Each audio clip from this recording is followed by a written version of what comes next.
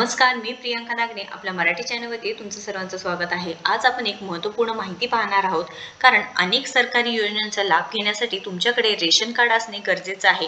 Ration card म्हणजेच शिधापत्रिका असणे आवश्यक आहे।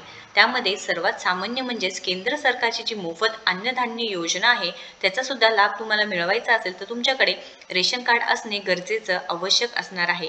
तुमच्याकडे जर रेशन कार्ड नसेल तर तुम्ही लगेच म्हणजे ताबडतोब ते काढून घ्यायचं आहे, अन्यथा जे शासनाचे अनेक कल्याणकारी योजनांचा लाभ आहे त्यापासून तुम्ही वंचित राहू शकता। त्यासाठी तुम्ही ऑनलाईन पद्धतीने सुद्धा रेशन कार्ड काढू शकणार आहात। तर यासाठी सर्व लिंक्स मी तुम्हाला डिस्क्रिप्शन बॉक्समध्ये देणार आहे, ते एकदा नक्कीच चेक करून घ्यायचं आहे। आता रेशन कार्ड बनवण्यासाठी तुम्हाला ऑनलाईन अर्ज कसा करावा, तर इथे शिधापत्रिका म्हणजेच रेशन कार्ड बनवण्यासाठी आधार कार्ड गरजेचं आहे, मतदार ओळखपत्र, वीज बिल किंवा पाणी बिल तिथे लागणार आहे। तर हे तुम्ही सबमिट केल्यानंतर तुम्हाला लगेच इथे रेशन कार्ड मिळणार आहे। लक्षात घ्या, अनेक म्हणजे आपल्या देशातील गोरगरीब जनतेसाठी राज्य सरकार आणि केंद्र सरकारच्या माध्यमातून वेगवेगळ्या योजना राबविल्या जात आहे। त्यामध्ये या योजनेमार्फत भरपूर असे लाभार्थी आपल्या देशातील काही कुटुंबाची परिस्थिती अशी आहे की 2 वेळचे जेवण सुद्धा मिळत नाही।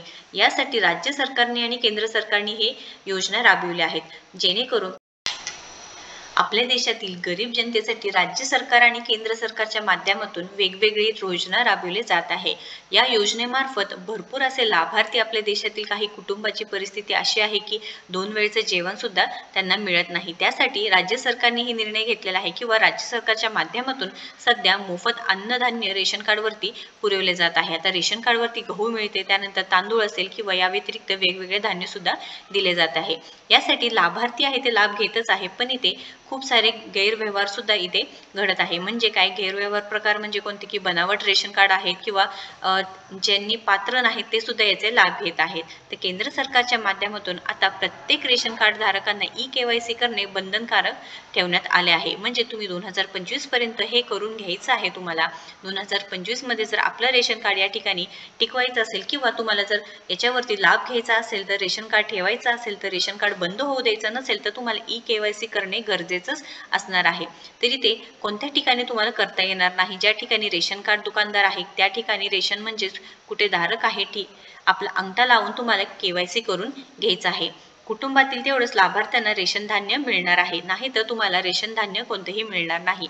आतापर्यंत मुदत दिली होती 31 डिसेंबर 2024, पण यामध्ये तुम्हाला मुदत वाढ देण्यात आली आहे व फेब्रुवारी 2025 पर्यंत तुम्ही ई-केवायसी करून घ्यायचं आहे।